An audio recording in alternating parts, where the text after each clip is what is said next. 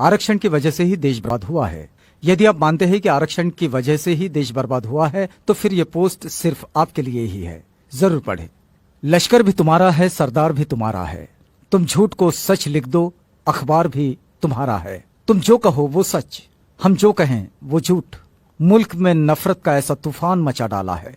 कुछ बुद्धिमान बोलते हैं कि आरक्षण ने देश को बर्बाद कर दिया है। अब आप बताइए कि देश आजाद होने के बाद 14 व्यक्ति देश के राष्ट्रपति बने, उनमें से कितने आरक्षण वाले बने? 15 प्रधानमंत्री बने, उनमें से कितने आरक्षण वाले बने?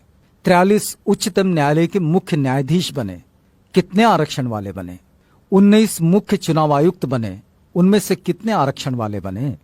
देश के जो बड़े घोटाले हुए उनमें कितने दलित घोटालेबाज है? बताएं जरा। आप बताइए भारत देश में कितने दलित लोग ऐसे बड़े कारपोरेट घरानों के व्यवसायी है जो देश की अर्थव्यवस्था को प्रभावित कर सकते हैं? अब आप बताइए देश को बर्बाद कौन कर रहा है? अगर संभावित ब्लैक मनी वालों की लिस्ट देखे तो कोई आरक्षण वाला नजर नहीं आता। तो फिर देश को बर्बाद कौन कर रहा है? जितने लोग बैंकों का रुपया हजम करके बैठे हैं या भाग गए, उनमें कितने आरक्षण वाले हैं? शायद कोई नहीं। तो फिर देश को बर्बाद कौन कर रहा है? बड़े बड़े ठेकेदार जो सरकारी ठेके लेते हैं, रोड बनाते हैं, सरकारी बिल्डिंग्स बनाते हैं, उनमें कितने आरक्षण वाले हैं? तो जवाब मिलेगा 1 या 2%। तो फिर इस देश को बर्बाद आरक्षण कर रहा है या फिर मेरिट वाले? जब ब्लैक मनी लिस्ट में एक भी नाम रिजर्व कैटेगरी के लोगों का नहीं है, सारे नाम जनरल के हैं, फिर भी कुछ बेवकूफ कहते हैं कि देश को रिजर्वेशन वाले बर्बाद कर रहे हैं। सच में इससे बड़ा जोक कोई और हो ही नहीं सकता। बोफोर्स तोप घोटाला, कॉमनवेल्थ घोटाला, आदर्श सोसाइटी घोटाला, सत्यम घोटाला, कालाधन घोटाला, स्टाम्प घोटाला, यूरिया घोटाला, चारा घोटाला, सुखराम टेलीकॉम घोटाला, शेयर घोटाला, चीनी घोटाला, बहुत लंबी सूची है इन घोटालों की।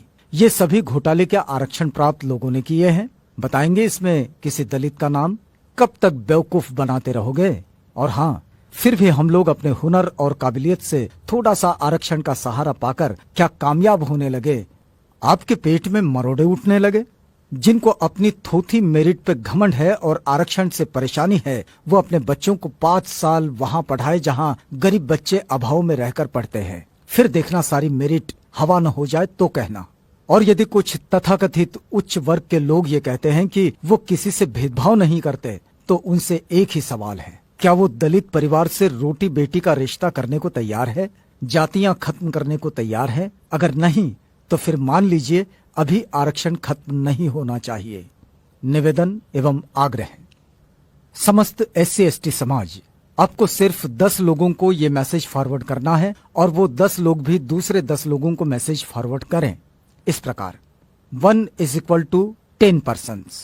ये 10 लोग अन्य 10 लोगों को मैसेज करेंगे और इस प्रकार। बस आपको तो एक कड़ी जोड़नी है, देखते ही देखते पूरा देश जुड़ जाएगा।